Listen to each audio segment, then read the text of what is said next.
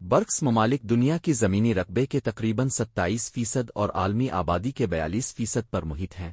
الف برازیل، روس، بھارت اور چین دنیا کے آبادی رقبے اور جی ڈی پی کے لحاظ سے 10 بڑے ممالک میں شامل ہیں اور موجودہ سپر پاور طاقتور ابھرنے والی طاقتیں سمجھی جاتی ہیں۔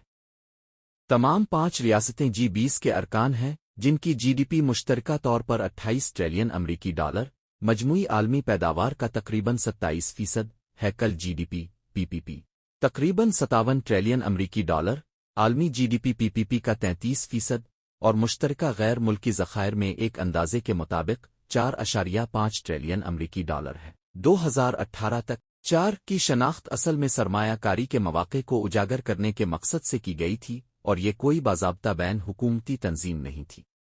2009 کے بعد سے وہ تیزی سے ایک زیادہ مربوط جیو پولیٹیکل بلاک کی شکل اختیار کر چکے ہیں۔ ان کی حکومتیں سالانہ باضابطہ سربراہی اجلاسوں میں ملاقات کرتی ہیں اور کثیر جہتی پالیسیوں کو مربوط کرتی ہیں۔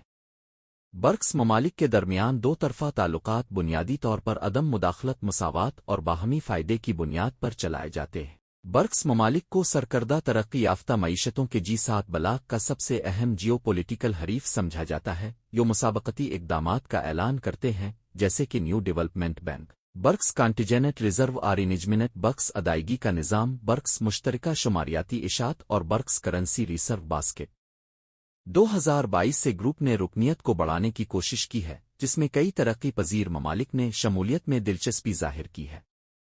برکس نے متعدد مبصرین کی طرف سے تعریف اور تنقید حاصل کی ہے۔ اگست 2023 میں 15 برکس سربراہی اجلاس میں جنوبی افریقہ کے صدر سیرل رامافوسا نے اعلان کیا کہ ارجنٹائن، مصر، ایتھوپیا، ایران، سعودی عرب اور متحدہ عرب امارات کو بلاک میں شامل ہونے کی دعوت دی گئی ہے۔ مکمل رکنیت 1 جنوری 2024 سے نافذ العمل ہونے والی ہے۔